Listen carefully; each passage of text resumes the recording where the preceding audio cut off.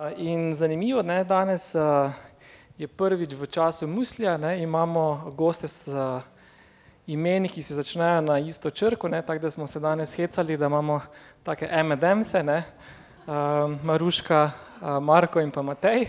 Tako da en aplavz za začetek, da se za naše M&M'se. Kot vedno ste seveda vabljeni k vprašanjem. Jaz upam zdaj, ko vas je toliko, da boste moja vprašanja, ki jih imam pripravljena, v bistvu preglasili in da boste imeli več vprašanj kot jaz. Ampak vsekakor za uvod bom pa z takim rahlim segrevanjem pa začel jaz.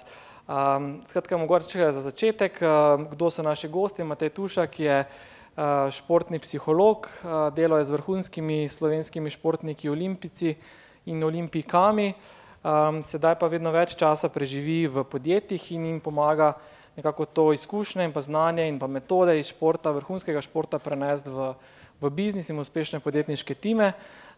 Marko Podgoršek, direktor podjetja Mikropolo, večkrat nagrajeno podjetje, družini prijazno podjetje, skratka zadovoljstvo zaposlenih v njihovem podjetju je izredno in upam, da bomo danes slišali, kakšna je skrivnost tega zadovoljstva.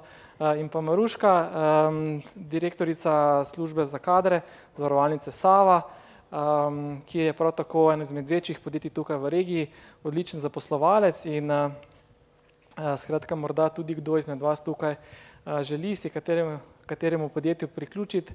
Maruško spremljata tudi Patricija, ki vodi kadrovski selekcijski proces. Patricija, mogoče se pokažeš. Evo, tako da vsi, ki ciljate na službo, ne. Patricija, kako? Pa Katja. Tako da, skratka, vprašanja so sedaj uradno odprta, za segrevanje bom začel jaz, kadarkoli imate kdo kakršnokoli vprašanje, ne, visoko dvignite roko in zastavite. Evo, zdaj se tudi jaz uradno vsedem, začnemo s pogovorom. In morda za začetek, Matej, ko si že segret, ne, ko si imel prej delavnico pri nas na tovarni podjemov, kaj pravi torej psihologija kot znanost o delovanju posameznika in ekipe? Smo ljudje po naravi bolj tekmovalni ali bolj sodelovalni? Iz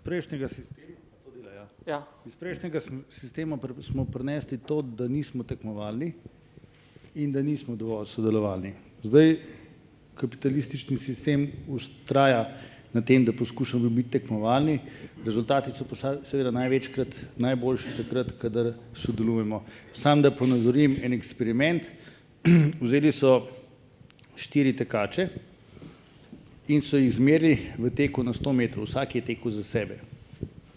Potem, ko so naredili tekmovanje, da so med seboj tekli, so vsi izboljšali rezultat, oziroma 6 jih je bilo. Potem so pa rekli, zdaj pa boste vi 3 en tim in mi 3 bomo drug tim in ni pomembno, koliko vsak posameznik teče, ampak pomembno je, kdo zmaga, naš tim ali vaš tim. Potem so vsi še dodatno izboljšali rezultate. Se pravi, sodelovanje je zagotovo najvišja oblika tekmovanja in prenese najboljše rezultate. Moramo se pa naučiti sodelovati, tukaj smo zagotovo Slovenci bistveno preslabi.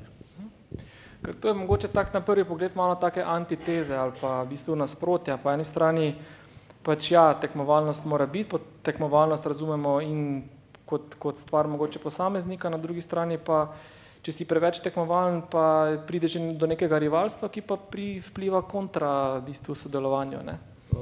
Mislim, da ne, ampak v nekih timih je vedno pomembno rezultat ne posameznika, ampak rezultat ekipe. In če v ekipi točno vemo, kaj je naloga vsakega posameznika, potem ni razloga, da bi prihajalo do tega, da so seveda skupni rezultati slabši. Je pa res, da ljudje vstopajo v te odnose z neko večjo ali pa manjšo zrelostjo, z nekim egoizmom, z nekim, nekdo je odprt, vsi rečejo, ja, bomo sodelovali, ampak eden ima figo v žepu, eden pa res ne misli. In če znamo ustvariti dober tim, kjer se vsi dobro počutijo, kjer so vse vloge posameznikov prepoznane kot pomembne, kot jasne, zakaj sem jaz tukaj v timu, ker zmorem nekaj, kar nekdo drug ne zmore. In če vsak ima možnost tukaj noter v tem timu nekaj pokazati, potem seveda lahko naredimo res dobre rezultate skupaj. Največkrat je pa problem, da v teh timih pozabimo na posameznike, da nimamo definiranih dobrih vlog, da te vloge niso jasne, da so ene bolj pomembne, drugim pa dajemo manjši pomen in potem se seveda ljudje ne počutijo enako pripadni timu in seveda zaradi tega nastajajo konflikti. Hvala. Maruško, če naredimo en taki kratek pregled, v bistvu, kako se podjetja v glavnem lotevate iskanja kadrov, torej kakšne postopke uporabljate, kdo v podjetju to izvaja in kakšni so izzivi na tem področju? V Zavarovalnici Sava Malo bliže mikrofon. Ja, v Zavarovalnici Sava v bistvu selekcijo kadrov dela kadrovska služba. Tako da mi v prvi vrsti se poslužimo notranjih zaposlitev, preverimo notranje vire. Se mi zdi, da to tudi vpliva nekako na motivacijo, ker so določeni zaposleni na nekih področjih že malo prenasičeni nekega dela. Tako da v bistvu damo vedno možnost našim notranjim zaposlenim, če pa tu recimo ustreznega kadra ne najdemo, pa gremo tudi v zunanje razpise. Opcije veliko. Ponavadi gremo na objave Zavoda za zaposlovanje, spletnih strani, mojih zaposlitev in teh iskalnikov. Vedno več je tega lovcev na glave. Poslužujemo se pa tudi agencij. Mislim, da smo bili v zadnjem letu 3 super kadre našli na ta način.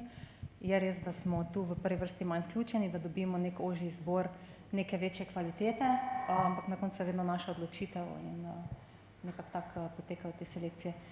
Pri tem, ko pa mi vodimo selekcijske izbore, pa gremo nekako čez 3 faze, torej za delovna mesta najprej zberemo vse prijave, preberemo formalne pogoje, potem naredimo na podlagi te izbire neko ožji izbor, kandidate povabimo, naredimo malo bolj ciljne neke intervjuje glede na potrebo nekega delovnega mesta, kakšne naloge pri aktuarjih pa pri financarjih in potem naredijo izbiro. Izbiro vedno delamo z vodji organizacijskih enot, se mi zdi, da je to ključno, no.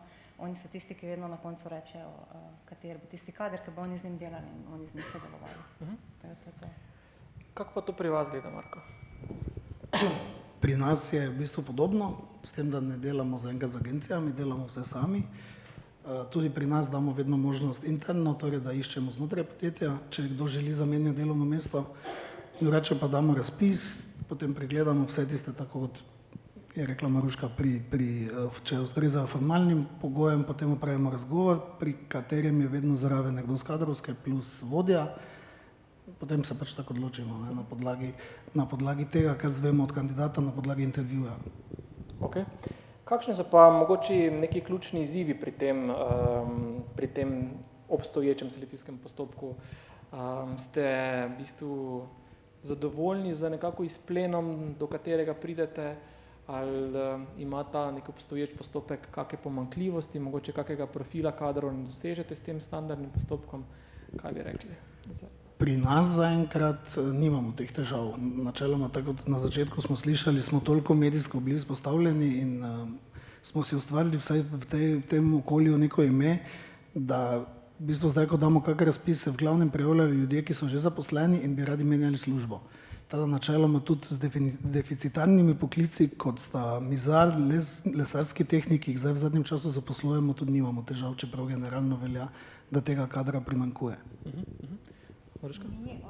Mi imamo težave pri določenih kadrih in to so predvsem aktuarji v zadnjem obdobju.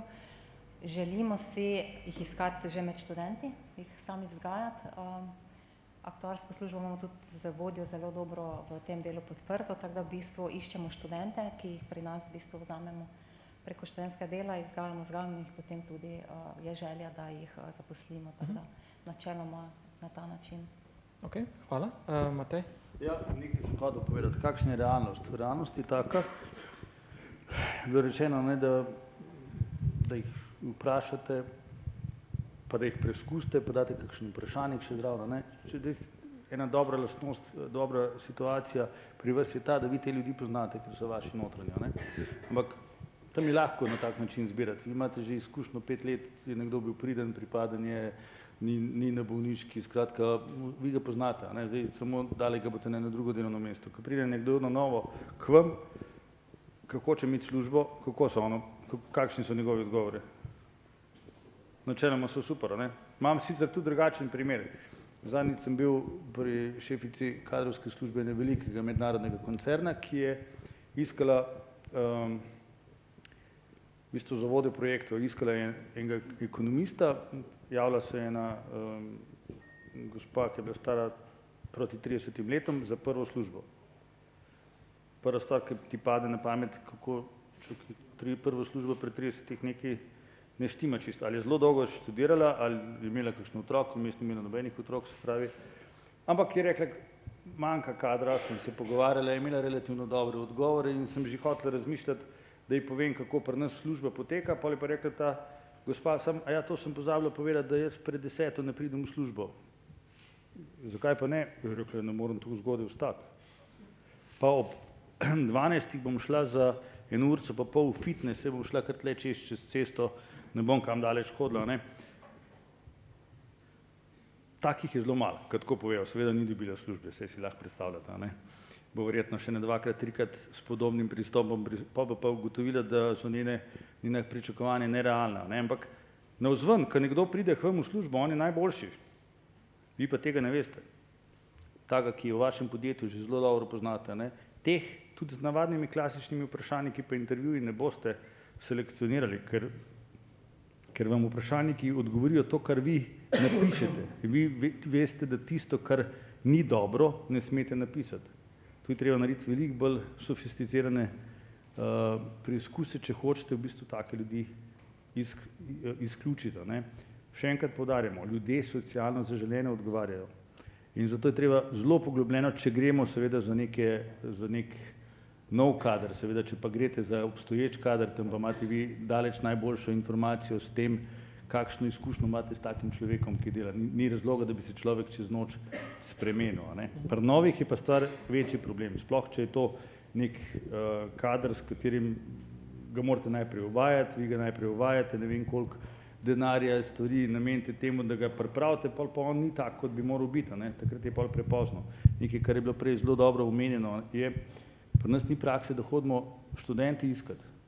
Po svetu je praksa, najboljši študenti imajo že 2 leti pred koncem študija zagarantirane službe, ampak seveda oni že z nekim svojim pristopom prej pokažejo to, da vi študente pripeljete v podjetje, pa jih pol leta opazujete, to je že zelo dobra informacija. Ne? Če se bodo oni pokazali, jih boste kot dobri delavci jih boste obdržali, če ne, jih pa ne boste. Pa ste zelo malo tvegali. Hvala za ta super komentar. Prej, ko smo bili pri tem, ženski, ki pač ob 10 pride v službo, pa gre vmes za uro pa pol na fitness, ne. Zdaj, vaše podjetje velja kot za zelo posamezniku in željam posameznika prijazno podjetje. Ali bi takšna kandidatka v primernih kompetencah dobila službo v vašem podjetju? Če bi to na razgovoru povedala, zagotovo ne. Okay. Nekako se mi zdi logično. Bi pa jaz mogoče še dodal, mi tudi se poslužujemo, odvisno za kateri kader, gre tudi različnih tehnik. Ne vem, če iščemo prodajnega predstavnika, ki bo na terenu nekaj promoviral, ponavadi oziroma zadnje čase vedno damo neko nalogo, ki jo zelo tako enostavno, samo z enim naslovom povemo, kaj naj pripravi, potem mu damo približno 2 tedna časa, potem pride nazaj in mora pred nami, pred eno mešano ekipo, pripraviti eno prezentacijo. In takrat že vidimo, kako se nekdo obnaša pred neznanim občinstvom, ker v bistvu pridajo vodje naših oddelkov in mora narediti eno tako 20-minutno do 30-minutno prezentacijo nečesa, kar bo potem kasneje prodajal. In tu se naprimer zelo vidi, ali se človek znajde. Imeli smo naprimer študenta fizike, ki je, da bi izvedel nekaj o aparatu, ki nam ga je moral predstaviti, šel po internetu, poiskal, kdo tak aparat ima, poklical tistega uporabnika, ki dela na njem, se predstavil kot študent, da dela seminarsko nalogo, če lahko pride po nekaj informacij in je v bistvu prišel na to predstavitev zelo dobro pripravljen. Tega smo seveda vzeli. Tako da v bistvu vedno imamo neke, pri recimo monterjih smo jih poslali za 14 dni na teren, to smo seveda plačali in so potem naši vodje izbrali, kdo se je najboljše obnesel. Tako da res je, na prvi pogled je zelo težko oceniti, kdo je dober pa kdo ne. Kakšni so pa recimo kriteriji izbiranja med kandidati? Kaj vam je najpomembneje recimo? Kaj so tiste lastnosti, taki neki higieniki, ki so sploh brezpogojni in se v njih ne batira? Kaj so recimo lastnosti, ki recimo so malo bolj take sive meje recimo? Kaj bi lahko to nekako poenotili, Maruška, Marko? Kaj jaz vem, zdaj... Še malo bliže mikrofon, prosim. Zdaj, kaj se tiče lastnosti, jaz mislim, da osebno, ko povabim kandidata, recimo, ko sem se pogovarjala, mi je vseeno tisti prvi stik zelo dosti povedano, neka tista kemija. Drugače pa glede na delovno mesto, pa glede na potrebe, vsak vodja najbolj ve, kaj potrebuje. In jaz mislim, da glede na potrebe in pa kompetence nekega delovnega mesta, tisti vodja recimo najbolj ve, kaj je tisto. Ne? Tako da... Ampak če se tako, zdaj če govorim malo o tej kemiji, dosti se sliši o tem, ok, v osebnem stiku, v kemiji, če klikne, ne klikne. Kaj pa so mogoče, bi lahko vseeno malo bolj artikulirali, kaj so ene stvari, ki vas recimo tako odbijajo ali pa v bistvu pripomore k temu, da prej klikne? Jaz recimo gledam širše recimo za tima, ki ga imam, ne. Meni je pač pomembno, moj tim je zelo raznolik, kar se mi zdi pač tudi prednost. To različnost si sprejemamo, se mi zdi, da to v bistvu različno razmišljanje, neka različna znanja, izkušnje pripomorejo k temu, da so pač rezultati nekih nalog boljši, da se tudi prenos znanja je dosti boljši in se mi zdi, da pri osebi mi je pomembno to, da začutim, da mi bo pač pasala v ta tim, ne. Recimo to bi jaz rekla pri izbiri kadra, ki bi ga iskala. Ampak ko rečete pasala v tim, predvsem iz vidika te neke osebnosti, kulture, osebnostnih lastnosti, ne toliko kompetenc ali eno in drugo. Pomembne so mi osebnostne lastnosti tudi, seveda pa tudi znanja, glede na to, kaj iščem za kadrovsko službo, ali je to pravnik, ali je to kadrovski delavec, odvisno pač, kaj potrebujem, ne. Tako da sigurno se dajo naloge, se dajo neki testi, da se tu dobi neka povratna informacija, tako da zagotovo to dam pa dosti na ta občutek, no. Se mi zdi, da je pomembno, da potem na koncu imamo tim, ki deluje, ki dela za dosego nekega cilja skupnega in to mi je pač najbolj pomembno. No. Ok, hvala. Marko? Ne vem, jaz tudi dam dosti na ta prvi vtis, na nek občutek, če pogovor sproščeno steče, če s kandidatom porabim lahko 3/4 ure, pa se sproščeno pogovarjamo, je to takoj dober znak. Ne? Včasih se mi zdi, da po 10 minutah komaj čakam, da bo konec, pa da zaključim, ne? Ker mi nekako po domače ne potegne. Ne? Dam pa zelo veliko prednosti tistim, ki so kadarkoli v življenju bili športniki oziroma so trenirali šport, ker se mi zdi, da vsak, ki je bil v športu, ve, da rezultat ne pride takoj, da je treba trdo delati in da se nobenega neuspeha ne ustrašiš. Ne? Tako da v bistvu pri meni so športniki zelo priljubljeni in so vedno na prvem mestu, če so trenirali nek šport. Super. Imate tu kakšna vzporednica? Ja, seveda se skozi šport se veliko teh lastnosti, ki so bile prej definirale uspeh v športu, seveda preprosto prenese in tudi večina teh vrhunskih športnikov, ki so bili res z glavo zraven, znajo potem to prenesti v svoj poslovni, nek drug poslovni prostor. Ne. Problem je edino v tem, da včasih te športniki nimajo ustrezne izobrazbe, nekateri, ne. Takrat je včasih malo težko, ampak večinoma tisto, ko smo prej govorili, občutki so sicer zelo fajn, ampak a se vam je kdaj zgodilo, da so vas občutki varali? Jaz hočem imeti vedno tudi neko potrdilo z nekimi inštrumenti, ki seveda nikoli ne delamo stvari brez intervjuja, to je popolnoma jasno, ne? Ampak jaz vedno hočem imeti tudi nek sistem v ozadju, ki meni vseeno daje neko malo bolj zanesljivo mnenje o tem, da se nisem zmotil. Ne? Jaz sem 30 let, 25 let zdaj psiholog, pa moj oče se mi je zdel manj občutljiv na te občutke, pa je znal bolj pravilno presoditi, kot jaz pa 25 let delam, pa pri športnikih se še nikoli nisem zmotil o tem, kdo lahko naredi rezultat, čeprav seveda na koncu so tudi poškodbe ali pa stvari, ki onemogočajo, da prideš do rezultata, ampak če druga ne vidiš, kdo ima neko osebnostno strukturo, neke motivacijske značilnosti, ampak v življenju se pa velikokrat zmotimo, tudi zato, ker nas kakšna lastna značilnost zaslepi, da ne vidimo tako, kot je, in je zelo fajn, če kombiniramo ta občutek tudi z nekimi čisto konkretnimi objektivnimi ali vprašalniki, ki nam dajo malo potrdilo o tem, da je nekdo res ta prav, ampak seveda brez tega, da je nekdo pripravljen delati, da je, ko rabite pomoč, na razpolago. Veste, to, da nekdo reče, da bi se rad učil, potem pa jaz rečem, ja, v soboto imamo to pa to, ja, v soboto pa jaz ne morem. Ok, enkrat se to lahko zgodi, ko se 2-krat, 3-krat, 4-krat zgodi, takega človeka vsi učinkoviti timi ne rabijo. Ti rabiš pomoč takrat, ne takrat, ko je on frej, ampak takrat, ko ti rabiš pomoč. Ne? In človek, ki tega nima, ima lahko vso možno izobrazbo, pa je za moje pojme nekoristen. Vse ostale stvari se lahko naučiš, Razen tega, da si želiš učiti, da želiš delati, to se je pa malo težje naučiti. Ne? Koliko pa lahko, ko ste rekli ta sproščenost, ko pogovor steče, ko se je luštno, prijetno pogovarjati, koliko pa je po vaših izkušnjah lahko trema, v bistvu tak po krivici uniči ta občutek sproščenosti, pa v bistvu prikaže kandidata v taki ne njegovi najboljši luči. V resnici, če bi bil sproščen, če bi z vami že delal, bi bilo to čisto druga oseba, zdaj pa, ko si želi močno službe ali pa ko imam recimo tremo, pa je čisto druga oseba. Kako pa to eliminirate, da ne spregledate kakega dragulja, ki... Moram nekako, se mi zdi, da imam kar dober občutek, če ima kdo tremo. Ne? Potem ponavadi probam pogovor speljati bolj privat oziroma na taka lahka vprašanja, ampak se mi je že zgodilo, da en kandidat ima 4 otroke, pa sem ga vprašal, koliko so stari, pa od treme niti tega ni več vedel. Ne? Ali pa dostikrat se zgodi, da kdo zaradi treme preveč govori. Ne? Pa mi potem kolegi reče, joj, ta ne vem, če bo v redu, ker samo govori. Ne? Ampak velikokrat je to res trema, potem ponavadi povabimo takega kandidata še na en razgovor in potem drugič je ponavadi bolj sproščeno. Okay. Oziroma naredimo v nekem takem okolju, da ni čisto formalni razgovor in potem ponavadi steče. Tako da tremo mislim, da znam prepoznati oziroma se vidi že z kandidatovega pogovora. Okay. Maruška?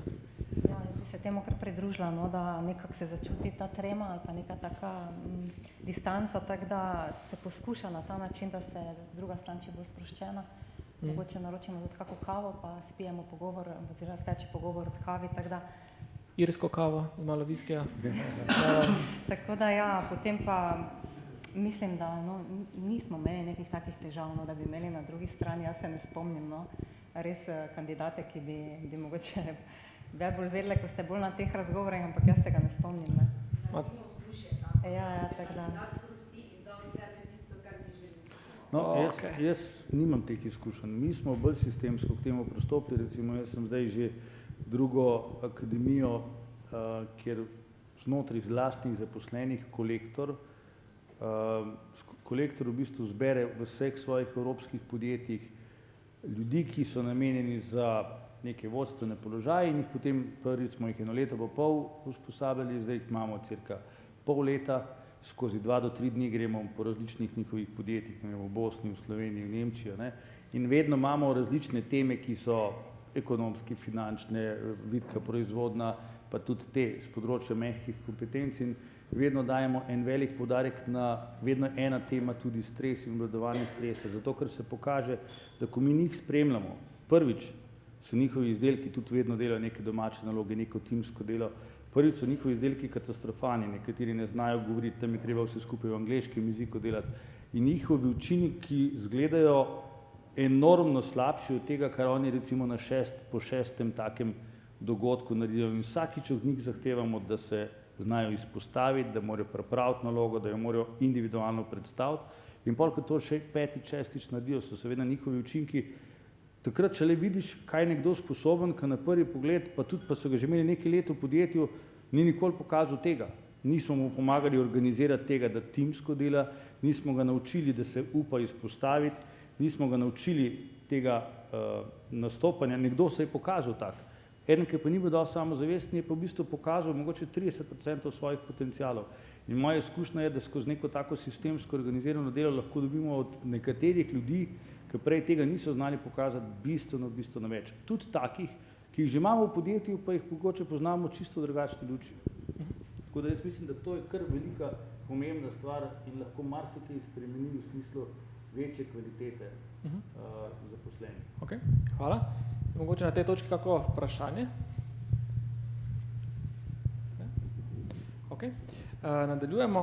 Mogoče, če se pri teh psiholoških testih še malo zadržimo, koliko se v vaših podjetjih, Maruška, Marko, poslužujete teh psiholoških testov in koliko teže v bistvu date na te rezultate tega psihološkega testiranja? Koliko so se izkazali za zanesljivi ali pa za recimo tisti lakmusov papir, iz katerega ste razbrali kaj? Jaz bi še malo bliže mikrofon. Na tem mestu povedala, da mi smo letos ravno se malo bolj posvetili vodstvenim delavcem in v bistvu izvedli eno metodo 360 povratno informacijo. To pomeni samo ocena nadrejenega, podrejenega in sodelavcev in smo jo kombinirali z tem psihološkim profilom. To ravno kar izvajamo, vsi vodje so šli in tudi uprava je šla čez te vprašalnike, ocenjevalci so ocenili, izpolnili smo te psihološke profile, teste, vprašalnike in zdaj pač čakamo, zdaj smo bili v fazi, da bomo dobili to povratno informacijo in bomo imeli tudi razgovore z posameznimi temi coachi, kjer se bo pripravil ta akcijski načrt in nadaljnji razvoj kot neko celotno poročilo, kar bo pa izpadlo ven na nekem vodstvenem nivoju, recimo takoj pod upravo, pa bo sigurno prišle neki, pa ne bom rekla pomanjkljivosti, neke odkloni mogoče ali kakorkoli, na podlagi tega bomo pa naredili pač ustrezne delavnice in na to temo pač krepili te vodstvene veščine, recimo. To je, kar se tiče psiholoških testov. Torej, ukrepi bo neko izobraževanje, usposabljanje? Začenjamo z vodji. Začenjamo z vodji, pa gremo navzdol. Dobro, hvala. Marko? Mi se psiholoških testov zaenkrat ne poslužujemo, imamo pa tudi ogromno izobraževanj, tudi smo ravno kar v fazi, da izobražujemo vodje, pa tudi vse ostale, ker se pa zdaj ogromno teh projektov, Štarte kariero, ASI, vseh teh projektih sodelujemo, tako da izobraževanj imamo zaenkrat ogromno. Okay. Ja, gremo še nekaj povedati, ne, glih toliko sem psiholog. Malo bliže mikrofon. Mi imamo znotraj psihologije teste, vprašalnike in različne ocenjevalne lestvice in uporabljajo tudi vse mogoče vprašalnike, ki niso direktno psihološki. V psihologi ščitimo svojo stroko tako kot zdravniki, kar pomeni, da psiholoških testov absolutno ne more uporabljati nihče, razen psihologa, niti videti jih ne sme, razen takrat, ko je pač testiran, ampak on ne more videti niti priročnika, tega se v Sloveniji ne da kupiti nikjer, oziroma če si psiholog, lahko to kupiš, drugače pa ne moreš. Potem imamo vprašalnike, ki so čiste psihološke narave, ki jih ne sme uporabljati nihče, ki ni psiholog. Praksa v slovenskih podjetjih je taka. Jaz sem bil v veliko podjetjih, kjer so prišli potem, ko sem jaz delal neko iskal, ne vem, selekcioniral nekega vodja logistike ali kaj podobnega, je prišla šefica kadrovske službe, ki ni bila psihologinja in je rekla, a mi lahko povete, mi pa tole uporabljamo za selekcijo na delovnem mestu. Ja, kdo vam je pa to dal? En človek ni bil psiholog. Polovica teh testov, vprašalnikov, ki jih je dal, so bili psihološki vprašalniki, ki jih že 20 let recimo ne uporabljamo. Polovica jih je bilo nekaj, kar sploh ne vem, mi danes sploh ne uporabljamo tega, oni pa to uporabljajo za selekcijo kandidatov. S čem dela nekdo, ki ni niti usposobljen, niti ne ve, kaj točno meri, nekdo mu je pa to rekel, ki ni psiholog. Se pravi, ampak to ni slučajna zadeva, tega je izjemno veliko. Tega recimo v velikih podjetjih, kjer imajo močne kadrovske službe in tudi zaposlene psihologe, tega tam ni, zato ker se tam točno zavedajo teh stvari. Večina manjših podjetij pa nima niti kadrovske službe, ali pa če jo ima, nima niti enega psihologa noter. In tam se seveda dogaja to, da niti ne vejo, kaj je kvaliteta in kaj ni kvaliteta. To recimo je precejšnja težava. V času recesije so se pa te kadrovski oddelki marsikje raztransformirali, ker pač ni bilo dovolj denarja in to je danes zagotovo ena izmed velikih težav. Velika podjetja malo bolj delajo, slabša, manjša pa zelo slabo. Okay. Jaz nisem psiholog, sem pravnik in smo ravno za te namene najeli pač zunanjega izvajalca, ki pa je te stroke in lahko pač te vprašalnike ponudim in tudi razloži, tako da ja, se povsem strinjam. Mogoče zdaj, ko še imate mikrofon, koliko ste vi športnikov, ki jih sponzorirate, zaposlili prej, ko je materija, da so pač te... Jaz sem tudi zelo rada športnika, tudi sama sem športnica, se mi zdi, da nam je dana neka disciplina, neka volja, neki pogled naprej, da res je fokus naprej, da se gre naprej in da je ta neka energija drugačna. Tako da, nisem pa toliko razmišljala pri samih selekcijskih intervjujih do zdaj, ali imam pred sabo športnika, ali ne, to pa moram priznati. Mogoče bom prihodnje. Dobro. Kaj six-packov skozi srajco res ne vidite, ne, ampak mogoče, da zaključimo ta postopek pa selekcioniranja. Matej, zdaj, tukaj večinoma recimo so podjetniki, pa mali podjetniki, recimo, ali pa start-upi, ki si ne more privoščiti, ki nimajo kadrovskih služb in takega nekega strukturiranega selekcijskega postopka. Kako naj se eno tako malo podjetje loti v bistvu kadriranja, da bo predvsem pač z nekimi omejenimi resursi, kar se da učinkovito? Ja, zdaj prva stvar je neke osnovne stvari, če znotraj svojega podjetja iščejo, ste že zdaj povedali, so lahko relativno uspešni, ljudje, ki so preverjeni, ki so pridni, ki so motivirani, se bodo tudi neke nove stvari priučili. Se večinoma tudi, ko dobite nov kader, ni specializiran točno za vaše delo, ima neko osnovno izobrazbo, ki temu ustreza, potem je pa treba veliko se naučiti še, ne. Za bolj resne stvari je pa tako, taka inštitucija, kot je vaša, je lahko zelo koristna, ker zbere, ne vem, 20 podjetij skupaj in lahko pravzaprav za bistveno nižjo ceno neko stvar naredi, ker drugače mora vsako podjetje takega strokovnjaka samostojno plačati in za usposabljanje, vi pa lahko to skoordinirate. Mimogrede, kdorkoli od zunanjih strokovnjakov pride in nenazadnje njegova cena enaka, ali dela to za eno podjetje ali za 7 podjetij, ne? In to je ena rešitev. Druga rešitev je, da je kar precej projektov v tem trenutku, ki jih država razpisuje in so namenjene prav tem malim podjetjem. V Sloveniji je cirka 80% malih podjetij, ki so ponavadi nastala okrog enega ali pa dveh zelo takih motiviranih, predanih vizionarjev, ki so se zdaj razširili marsikdaj tudi na svetovni trg in zdaj oni hodijo po svetu, doma pa velikokrat deluje tako v smislu, ko mačke ni, doma miši plešejo, ne?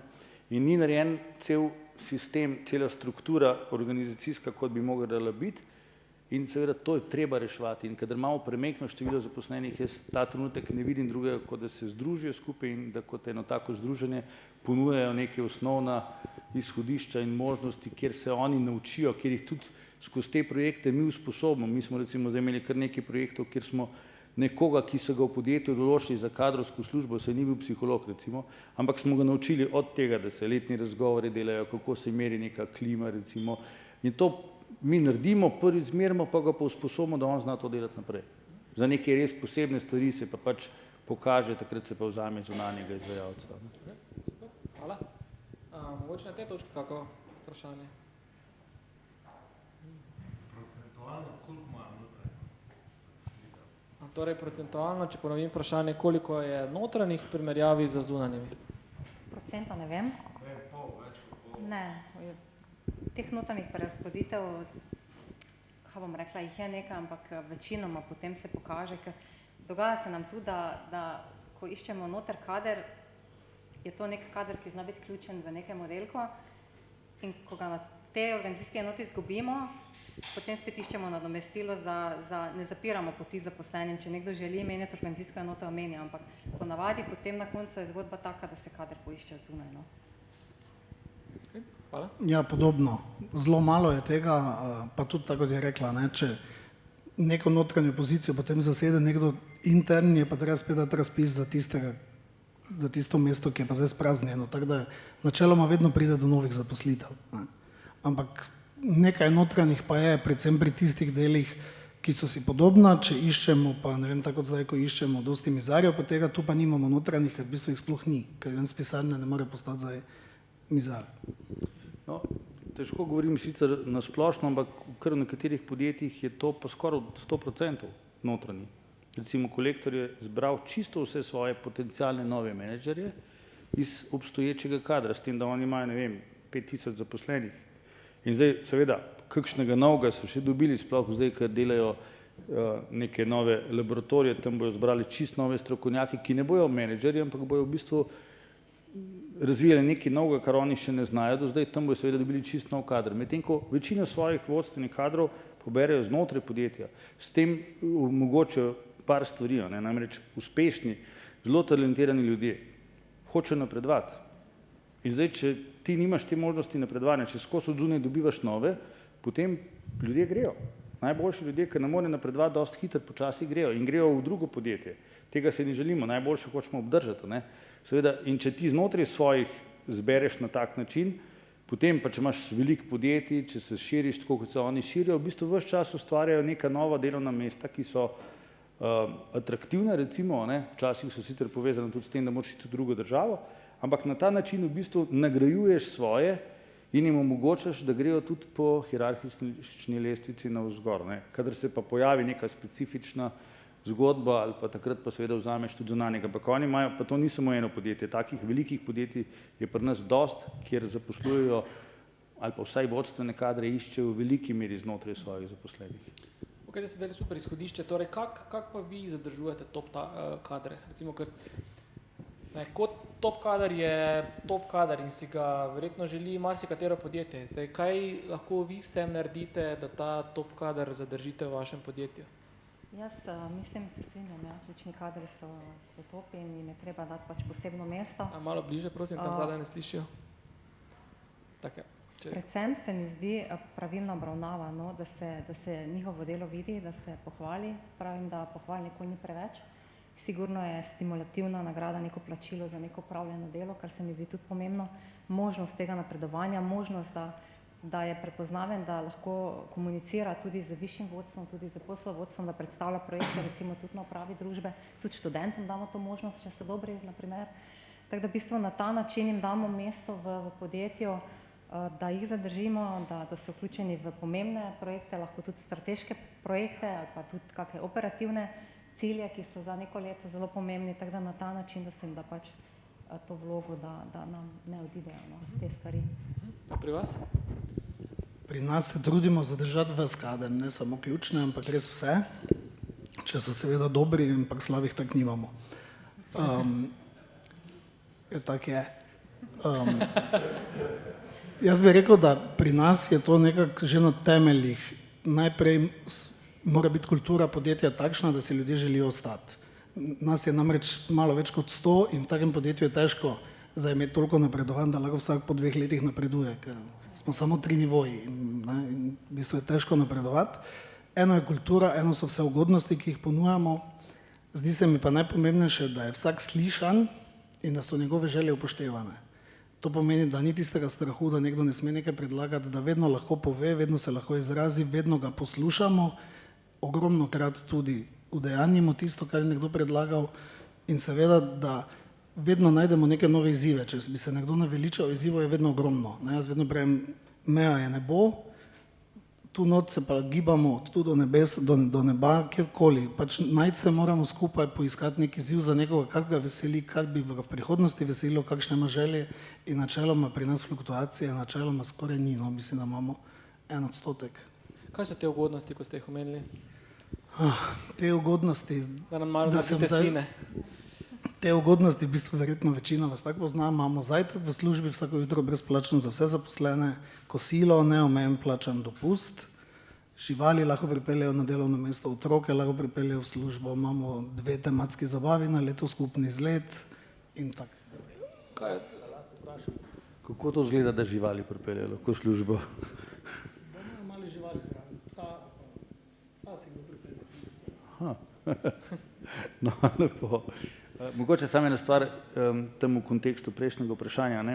To je zelo dobro bilo rečeno, ne, kadar imamo mi, ne vem, 100 ljudi zaposlenih, to ne morejo vsi skozi napredovati, ker preprosto ni prostora manevrskega, ne, ampak v takih primerih je zelo dobra rešitev, da vsebinsko postavljate projekte in postavite projektni tim in nekdo je vodja projektnega tima in on se lahko s tem projektom, ki je mogoče en del njegove delovne obveznosti, ne cela, ne, nekaj dodatnega zraven, on se lahko prvič pokaže, lahko se izpostavi, hkrati lahko še nekaj, kot če je projekt dodatno nekaj prinese, lahko še neko dodatno materialno nagrado dobi v tem kontekstu, predvsem pa se lahko tudi skozi te zgodbe, ki niso fiksne, ne, ampak v času trajanja projekta, dejansko pokažejo tisti, ki so potem dolgoročno najboljši za neke vodstvene funkcije.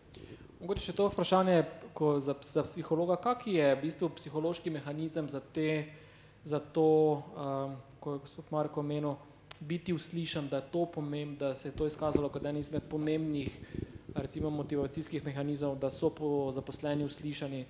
Kaj je to v ozadju nas ljudi? En tak poenostavljen model učinkovitega vodenja, mu rečemo, je Wi-Fi model. V za well-being, se pravi, ljudje se morajo dobro počutiti, I za information, se pravi, morajo imeti informacije in velikrat je problem do tega, da informacije ne pridejo iz vrha dol, največkrat ni problem, je največkrat se ustavijo stvari na delovodjih, ker so delovodja premalo, v večini podjetij premalo dojeti kot vodje, ker so bili pogosto potegnjeni ven iz strani sodelavcev in so pravzaprav, imajo sicer ime, da so delovodje, v resnici se pa še zmeraj počutijo kot enakovredni ostalim in so velikrat opozicija upravi ali pa direktorjem, se pravi, to je prvi problem, že dol ne pride informacije nazaj, pa sploh veliko teh informacij ne pride.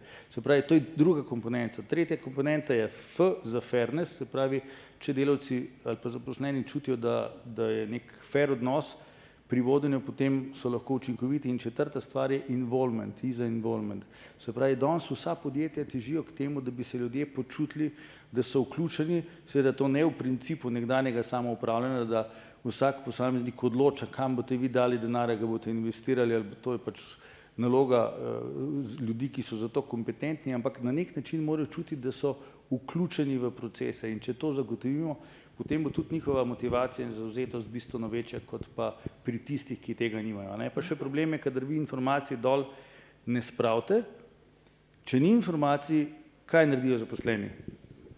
Govorice. Zmislijo si jih, če jih ni, si jih pa zmislijo, ampak ne za nalašč, ker ne vejo, pač vsak po svoje z nekimi svojimi stereotipnimi gledanji ustvarjajo nekaj, kar zagotovo na koncu škodijo. Tukaj je ključen problem, kako spraviti, pa še ena stvar je zelo pomembna. Mi moramo informacije dol spraviti na način, ki je blizu zaposlenemu. Če vi kot direktor rečete, mi smo 5 milijonov investirali letos v proizvodnjo, to unmu, ki je v proizvodnji, on nima od tega nič. On tega ne razume, to on ne razume, kot da je bilo nekaj, vi točno veste, da več, ko boste investirali, bolj bo podjetje stabilno, večjo bo imelo dodano vrednost, dlje časa bojo oni lahko imeli tam plačo, pa mogoče bo prostor še za njegovega otroka tam ali kakorkoli, samo on tega ne razume na tak način. Če ste vi rekli, to razume direktor, če hočete, da bo on imel ta pravi informacijo, morate povedati na način, da bo on razumel, da zaradi tega je njegova služba bolj stabilna, lahko bo imel večjo plačo, lahko bo več zaslužil, lahko bo imel neko dodatno ugodnost, in če na to na tak način skomuniciramo, potem bo seveda učinek dosežen. Kako pa vi, recimo, Maruška, v vaši organizaciji, ki je veliko več kot recimo 100 ljudi, kako pa vi to upravljate, komuniciranje na način, ki je za vse nivoje razumljiv, prilagojen, ažuren? Kako vi zajezite te govorice, ki so... Mi smo, recimo, bom rekla, letošnje leto začeli, pa bi kar mogoče to tu na tem mestu omenila, projekt ciljnega vodenja. To pomeni, da smo si že vodja na nivoju -1 zastavili neke strateške cilje, pomembne operativne, ki jih potem prenašamo na vse nižje nivoje. Tako da so končno zaposleni vključeni tudi v samo strategijo podjetja, da jo živijo, da so sploh z njo seznanjeni. In potem, da so potem seznanjeni, kaj je tisti del njihovega cilja, da bo pač nek tak pomemben cilj za družbo tudi uresničen. Tako da to se mi zdi zelo pomembno, komuniciramo pa tudi mesečno preko ali pa večkrat mesečno preko tega sotočja o vseh ključnih projektih družbe, o vseh ključnih spremembah. Glavno ogromno damo na to interno komunikacijo, da so zaposleni seznanjeni. Tudi mogoče kakšni motivacijski nagovori našega predsednika, ki pač vseeno vedno izpostavlja, da skupaj ekipa bomo dosegli to, kaj bomo, in se zaveda, da so pač zaposleni ta glavni kapital podjetja, in delamo na tem in trudimo se na ta način, da se zaposleni to občutijo. Torej Wi-Fi deluje pri vas? Ja, so, mi smo tak veliki sistem, da bom zdaj rekla v grobem celoti, ampak ja, dela se ta zgodba, da to deluje. Super, Marko, pri vas? Wi-Fi deluje? Pri nas mislim, da deluje. Imate brezplačni Wi-Fi? Imamo brezplačni. Obveščamo pa zaposlene, v bistvu imamo en interni časopis, Mikrofon, ker smo Mikropolo, smo ga imenovali Mikrofon, in v tem časopisu na mesec pa pol v bistvu povemo vse, kaj se dogaja. Ta časopis je v bistvu res časopis v smislu, da ni noter internih navodil, da ni noter prepovedi, da ni noter nekih opažanj, kaj je bilo narobe, ampak je zelo, sestavijo ga v glavnem zaposleni, oddelki poročajo o novostih, jaz vedno napišem uvodno besedo, kaj se je bistvenega zgodilo v prejšnjem mesecu, da v bistvu skozi ta časopis obveščamo vse, kje smo, kam gremo, kaj se dogaja. Mislim, da je to zelo zaživelo pri nas in da zdaj že, mislim, da drugo leto ga izdajam. Ok, cool. Zdaj, če se mogoče še kako vprašanje tukaj? Ne? Super. Ok. Kar na glas. Mikrofon. Zdaj govorimo samo o pozitivnih lastnostih. Recimo, kaj pa v velikih podjetjih, kako dosežete v bistvu tiste, ko se šlepajo, ne? Kako tiste odkrijete, recimo? Ker recimo v velikih podjetjih je težje ga odkriti, kot recimo malih z 15 ljudmi, ne? Ko pač nekaj, ne vem, ne dela, takoj odkriješ, recimo pri Savi pa v bistvu to veliko težje, ne?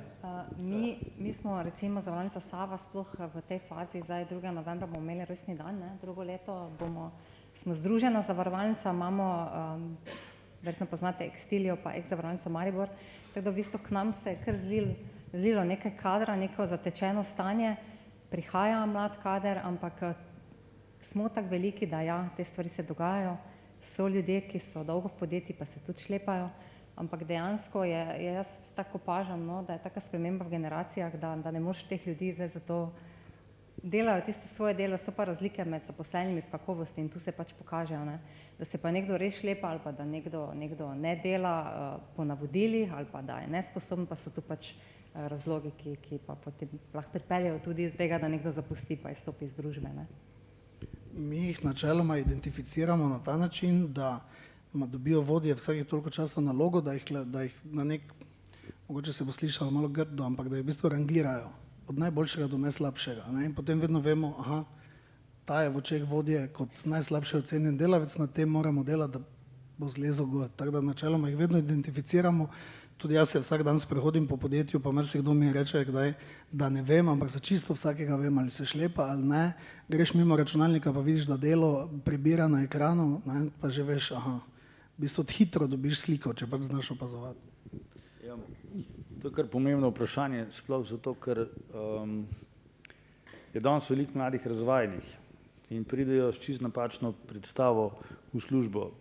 Iz socializma je še zmeraj zgodba, ena izmed velikih vrednot je, da prideš v službo za nedoločen čas, ne da delaš in ustvarjaš. Moram priznati, da moja izkušnja je, da so starejši pri tem boljši, spet pa odvisno kje. Veliko delamo v gospodarstvu, veliko delamo v negospodarstvu. Način razmišljanja predvsej drugačen. V eni zavarovalnici, pa ne bom imenoval, ker smo zdaj zraven, sem imel predavanje za 330 vodij. Rabil sem 10 minut, da sem dobil 4 prostovoljce. Kaj meni to pove o takem podjetju? Zdaj, kadarkoli pridem v podjetje, pa ne moram dobiti prostovoljca, rečem, da merim kvaliteto podjetja, potem koliko časa rabim, da dobim prostovoljca. Ne? Tukaj zdaj smo ga relativno hitro dobili, ne? Na prejšnjih predavanjih. Ne? Praksa, ne vem, imamo podjetja, kako lahko merimo take stvari? Absentizem je že ena izmed stvari, ki jih lahko relativno hitro ugotovimo. Povprečni absentizem v Sloveniji je malce čez 4%, vse, kar je od 3 do 4 je super, pravijo sicer, da je vse, kar je nad 3% posledica socializma, ampak mi smo s 4% super zadovoljni, do 5% še ne delamo nekih posebnih projektov. Vse, kar imamo nad tem, je že v bistvu zrelo za to, da se naredijo neki programi za zmanjšanje absentizma. Mi imamo take programe, smo jih že delali tudi v velikih podjetjih, s tem seveda, da poskušamo prav take identificirati, poiskati razloge, zakaj so taki, ker veliko takih ljudi je takih postalo, mogoče na začetku niso bili zaradi nekih, ne vem, slabih vodij, ki so, ki ustvarjajo konflikte in tako naprej. Ampak en del teh ljudi se seveda poskuša identificirati in, bom rekel, na narekovajih popraviti. En del jih boste pa ugotovili, da imajo in nizke potenciale in nizko željo, da se karkoli spremeni, teh se boste mogli pa počasi rešiti. In zdaj, če boste preveč socialno usmerjeni, pa če je zdaj to samo, če je majhno podjetje, se lahko 3 taki zelo poznajo, ne, če vas je, ne vem, koliko je pri vas zaposlenih, recimo. Koliko? Aha, tukaj se jih lahko 10 šlepa ali pa 20, ne? Če imate pa vi 100 ljudi zaposlenih, se jih po 20 ne more šlepati, ker pa to težko pride skozi. Vedno se bojo pa v majhnih kolektivih, tam kaj 5 do 22, do 30 ljudi se šteje v psihologiji kot mala skupina, kar pomeni, da se vsi med seboj poznajo. Tam se je zelo težko šlepati, ker če se eden ali pa 2 šlepata, jih ostali počasi izločijo, zato ker morajo oni namesto njih delati. Tam, kjer je 1000 ljudi, so v nekaterih poslovnih stavbah pisarne, kjer ljudje sploh ne vejo, kdo sploh je tam noter. In zdaj, dokler ni recesije, dokler je denarja dovolj, se nikoli niti ne dela teh stvari, pol, ko pa je recesija, pol pa se začne iskati, kje se da malo reda narediti. Vseeno, da nas je toliko, ne, imamo razdeljene na organizacijske enote in zelo se pozna, če se v eni organizacijski enoti je recimo, kjer je zaposlenih o 7, 10, 12 ljudi, če se en šlepa, se že to zelo No, pozna. Ne? tisto predavanje ni bilo v njihovi zavarovalnici, a ne. Moram pa še nekaj povedati. Bil sem pa predaval enkrat tudi v eni taki najbolj zavarovalnici, kjer pa najmanj je treba biti aktiven, a ne. In tam so naredili ene parkrat razpis, kaj narediti, da bi dvignili inovativnost, a ne. A veste, kaj so bili odgovori? V črno skrinjo so naredili, zato da ja ne bo. Čisto vsi odgovori so bili zvišajte plače. Ni bilo enega vsebinskega odgovora, ob tem, da so vsako leto imeli zvišane plače, vsako leto so se znižali procent strank ali pa delež strank, saj boste vedeli, o kom govorimo, ne. Skratka, to zagotovo ni prava osnova. So pa to ljudje, ki so bili celo življenje navajeni, da jim ni bilo treba nič narediti, da so stranke same prišle. In ko oni dobijo mlade, nove ljudi, ki so iz drugih zavarovalnic prišli, te delajo čisto drugače. Ko pa imajo tiste, ki so že 20-15 let tam, pa jim ni bilo nikoli treba strank pridobivati, s tem imajo pa težave. Kako se pa to rešuje, seveda v velikih sistemih kar težko včasih. Ok, mogoče še samo, ker čas kar neizprostno beži, dotaknili se nismo, mogoče morda še ene zelo, zelo pomembne teme, pa bomo zdaj tu mogli biti kratki in jedrnati. Tukaj zgoraj vidimo ekipo naših zlatih košarkašev.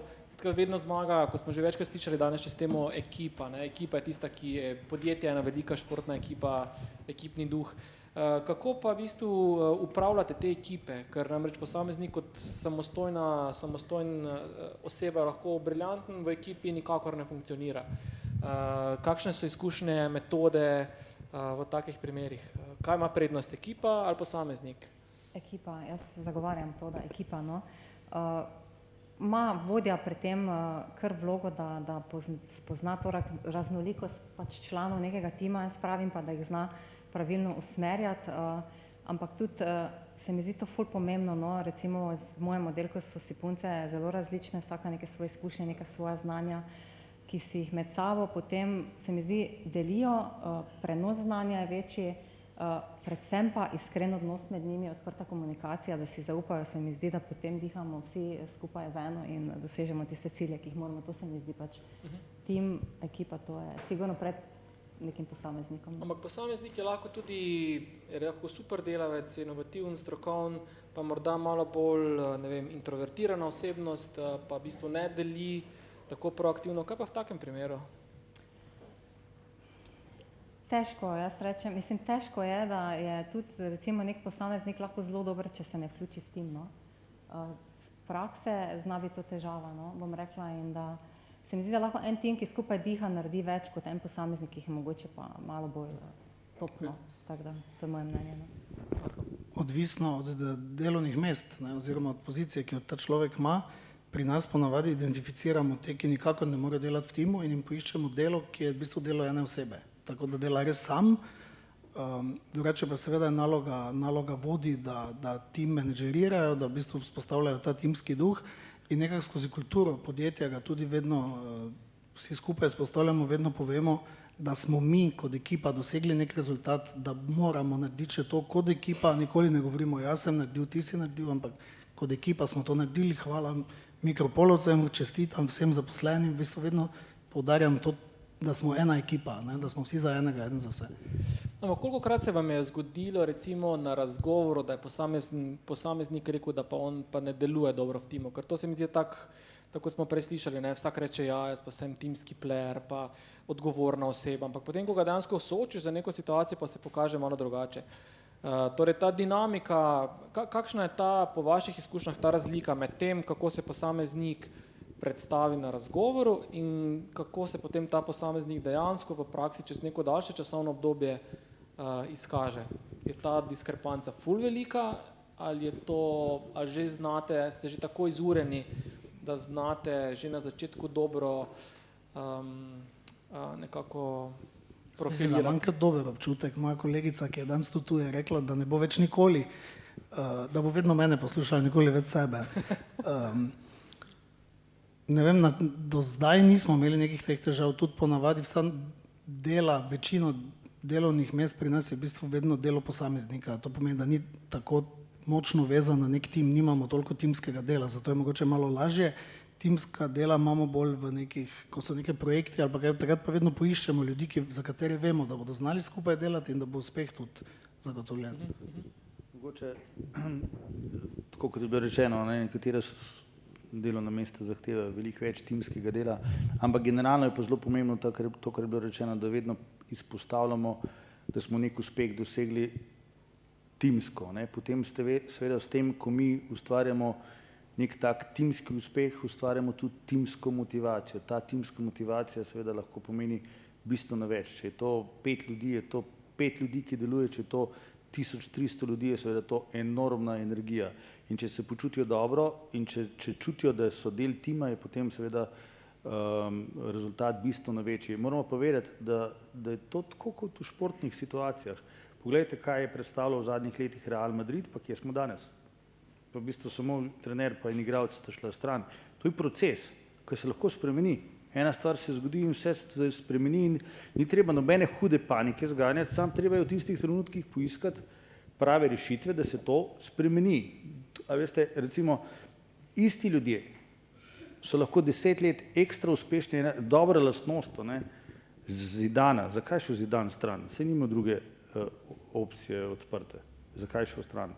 On je po mojem zelo hitro začutil, da ta ekipa ni več to, kar je bila in da se bo podrla in on je šel stran in zdaj bojo vsi rekli, da se je podrla zato, ker je on šel stran. V resnici je pa on to zelo dobro začutil, ampak seveda vi, ki ste recimo lastnik podjetja, ne morete iti kar stran iz podjetja.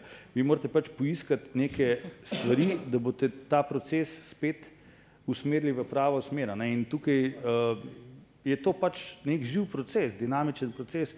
Ena izmed stvari, ki jih pri nas ne razumemo čisto dobro, je, da je lahko nekdo danes vodja, pa pride pol čez 5 let na eno drugo delovno mesto, ki je včasih lahko tudi malo nižje, ne samo višje, ali pa je vsaj vsebinsko, je mogoče formalno na istem nivoju, ampak je vsebinsko drugačno in zaradi tega omogoča neko novo kvaliteto, ki je drugačna, moraš delati. En odgovor, zakaj jaz danes nisem več v športu tako, kot sem bil, zato ker ko si enkrat bil pri vseh možnih zgodbah, ko si že vse skupaj doživel, veste to, da si 6-krat ali pa 9-krat na olimpijskih igrah kot, ne vem, spremljevalec, to, da si zraven 5-krat pri olimpijskih medaljah zlatih ali pa 8-krat, to nič več ne pomeni. In če hočeš ustvarjati neko novo motivacijo, moraš poiskati nov prostor, in tega kroženja je zagotovo pri nas bistveno premalo. Vzroki so tudi zato, ker so se ljudje včasih bali, da če bojo kaj zamenjali, pol bojo pa izgubili službo. Danes počasi ta zgodba o izgubljanju službe ne bo več toliko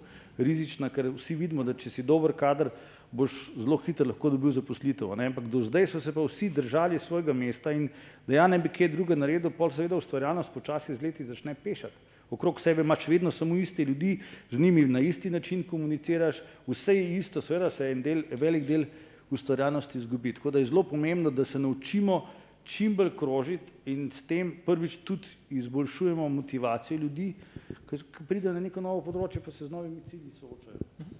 Mogoče samo ena moja izkušnja, ravno na to.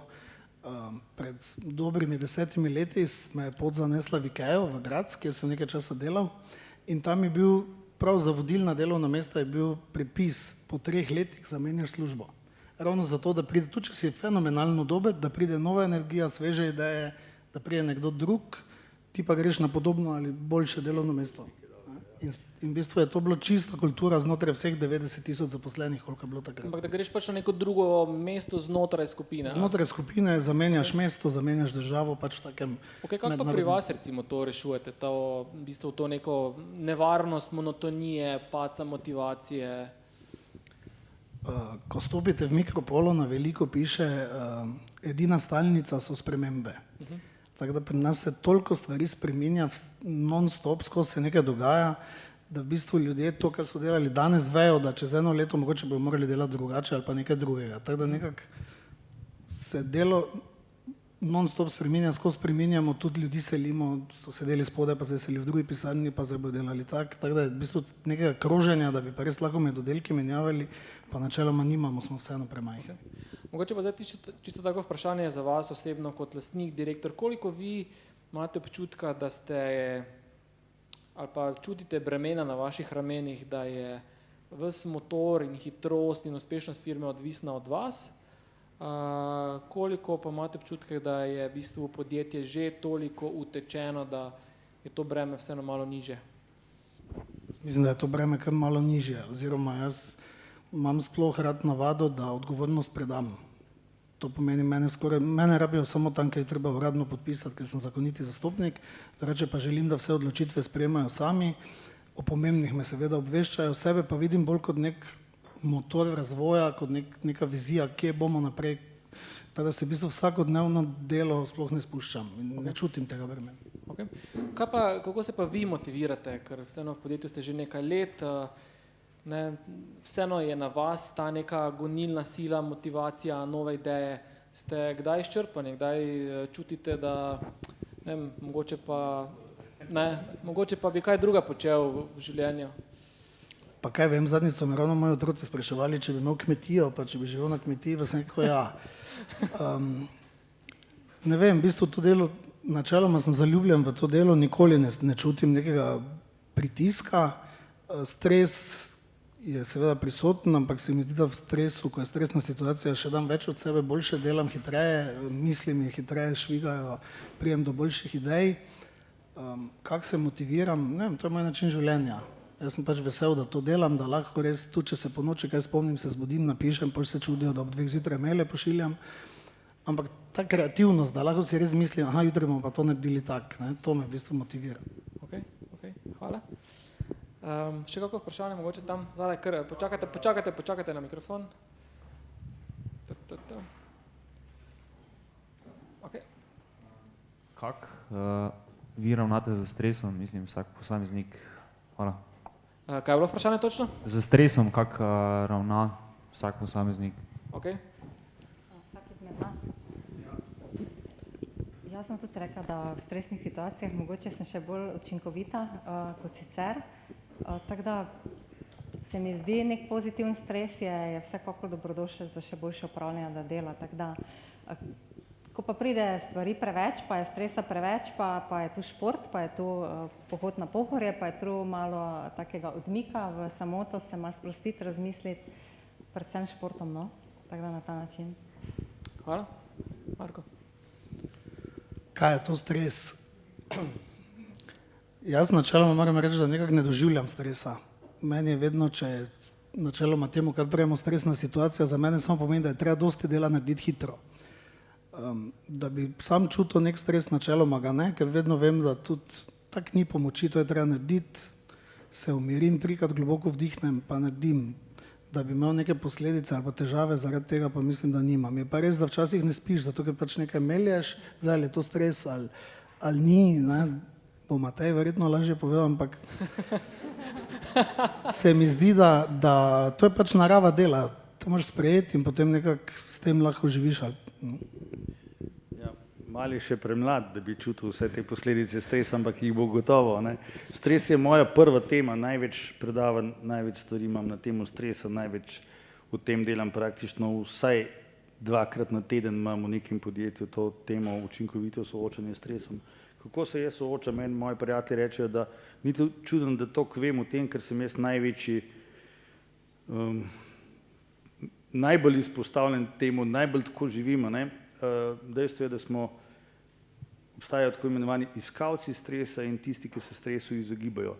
To je v precejšnji meri zelo verjetno povezano z delovanjem enega dela možganov, ko se reče retikularna formacija in skrbi za budnost.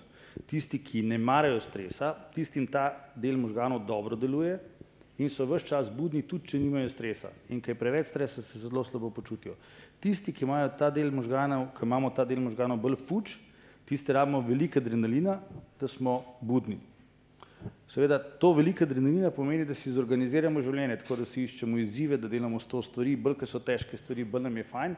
Potem seveda na eni točki, ki je tega preveč, začneš malo jamrati, da te kaj zdravje matra, in potem je zelo fajn, da najdeš neko mero. Jaz se še nisem našel, k sreči me moji domači vsak toliko časa malo opozorijo, ampak sem glih toliko star, da se ne pustim preveč reči in potem sem še zmeraj malo češ se zmejal. Ena je osebna izkušnja, par let nazaj v teh obdobju, zdaj, ko je oktober, november, takrat je vedno največ dela do novega leta, ko so vsi razpisi pa vse stvari.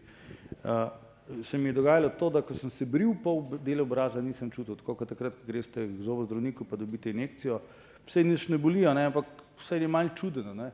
In potem sem z mojim sodelavcem, prijateljem, ki je predstojnik klinične psihologije, diskutiral o tem in rekel, to sem pa jaz videl, da je to eden izmed najhujših simptomov stresa. Sem rekel, kako to misliš? Ja, pol je sam še infarkt ali pa kaj takega. Aha, pa zdaj naprej sem se odločil, da vsakič, ko to začutim, zmanjšam.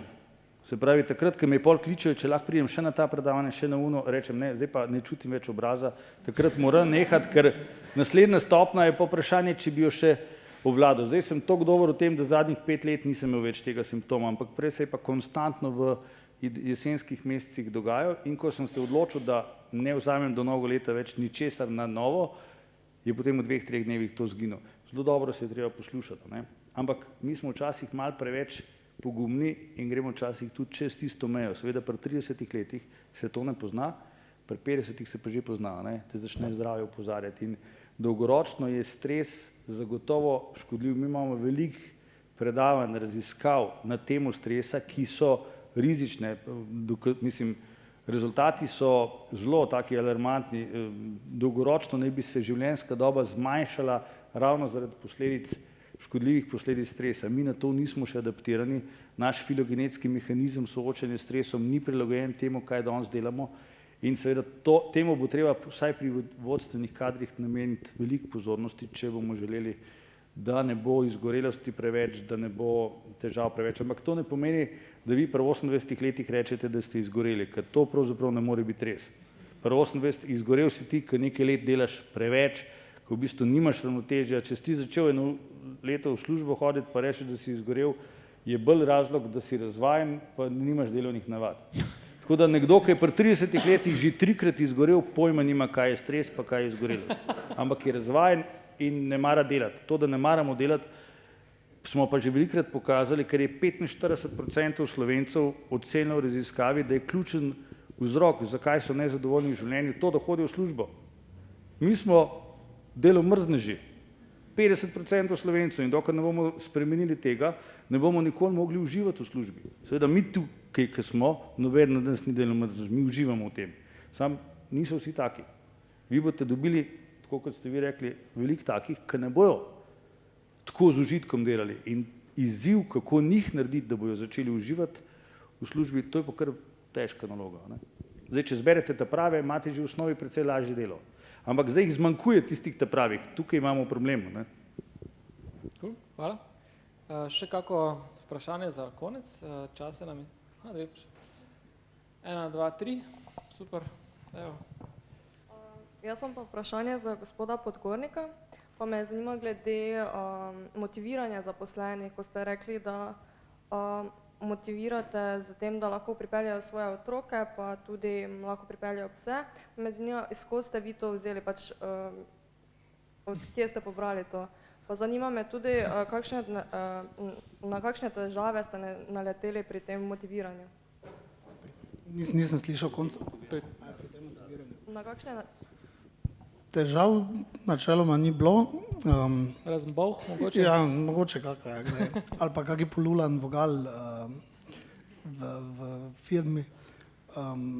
Ideje dosti krat pridejo od sodelavcev. To je ravno tisto, kar sem prej rekel, da so slišani, da jih poslušamo.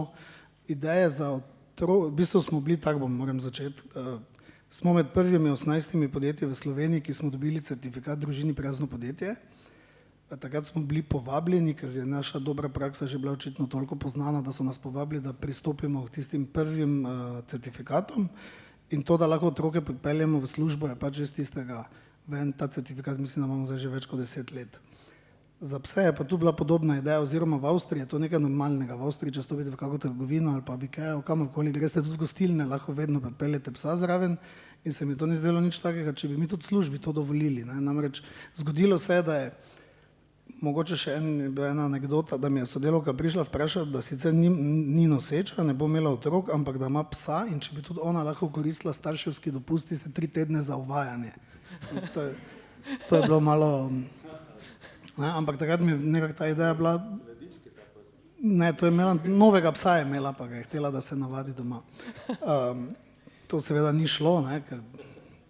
Ampak tako prijazni pa vseeno nismo, da bi lahko bila 3 tedne doma, da se pes navadi na stanovanje. Ampak sem pa res razmišljal, zakaj pa ne bi smela živali se pripeljati v službo. Vse načeloma, tako vemo, psi ležijo pri lastniku, spijo cel dan. Teda te ideje so v glavnem od sodelavcev. Hvala, tam zadaj še bilo eno vprašanje. Okay. Jaz bi pa gospoda Mateja samo vprašala, na začetku je bilo rečeno na razgovorih, ko se res vsi kažejo in ne, da vse obvladajo. Ste omenili, da je treba postaviti par takih vprašanj malo ekstra. Imate mogoče kakšen konkreten primer vprašanja ali pa vprašanj, kako oceniti človeka, da se mogoče z mimiko ali pa zagovori ali pa kaj takega izda? Ker jaz recimo imam res izkušnje s tem, da vedno vsi obvladajo, vse znajo top, ne? Ali je to zdaj, ne vem, kot programer, ali je marketing, ali je ne vem, tržnik, vsi se obvladajo, potem pa vidiš, da ti samo čas jemljajo. Hvala. Prva stvar, ki je, mi uporabljamo veliko projekcijskih preizkusov. Projekcijski preizkusi so v psihologiji preizkusi, kjer ne veš, kaj je prav, pa kaj ni v redu. In s tem dobiš zelo veliko informacij, moraš biti pa vešč uporabe projekcijskih preizkusov. Jaz praktično pri vsakem profiliranju uporabljam poleg vprašalnikov ali pa testov še projekcijske preizkuse, s tem, da ne uporabljamo Rorschachovih pack, ki jih vsi poznate, ampak druge preizkuse, odvisno od tega, kaj pač želimo spoznati. Gre za neke odnose, gre za neke splošno znanje osebnosti in tako naprej. Druga stvar, ki se mi zdi zelo pomembna, je, da date nekomu nalogo, tako kot je bilo že omenjeno. Ne? Če mu date nalogo, pa mu date, vi zberete neki izbor, dobite 3, 4, 5 ljudi, ki vam v prvem intervjuju, pa ne vem, testiranjih dajo nek pozitiven feedback, potem jim pa tem date neko dodatno nalogo, ki jo morajo potem narediti, predstaviti, tam pa bistveno več lahko zveste o tem. Seveda, če ga potem pripravite, še spravite v neko situacijo, v katero ni bil, se je malo težje predstavil, ne? Potem lažje dobite tisto, kako on v resnici funkcionira, ampak v osnovi je tako, ljudje, ki so se pripravljeni učiti, bojo veliko teh stvari spremenili. Najprej smo se pogovarjali o timskem delu. Nekdo, ki ni bil navajen timskega dela, bo seveda rabil nekaj časa, da se bo to naučil, ampak če je on dobro nameren, če je pripaden podjetju, pa če bo podjetje reklo, mi zahtevamo timsko delo, se bo on to tudi naučil in ni nobenega problema. To so vse stvari, ki so naučljive. Doma v družini mogoče izhajajo iz tega, da ni bilo tega, ampak to se da vse naučiti, če so ljudje motivirani, če so zavzeti in če želijo prispevati k podjetju. Problem je, če imate taki, ki tega cilja nimajo, ne? V takem primeru pa potem nastanejo težave. V vsakem primeru pa jaz vključujem vedno projekcijske preizkuse zraven. Ok, zdaj čas nam je iztekel, jaz se opravičujem, da ne bomo gostov predolgo zadrževali. Mogoče samo še za zaključek, zdaj sledi mreženje, tako da tudi vi boste dobili priložnost za vprašanje na 4 oči. Kdo lahko pristopi k vam, koga iščete v podjetju? Čisto vsak lahko pristopi, tako da predvsem ta trenutek pa posebna pažnja aktuarji, informatiki, razvojniki, zavarovalni zastopniki, potrebe pa imamo v bistvu čisto vsak lahko pristopi. Ok, hvala. Marko?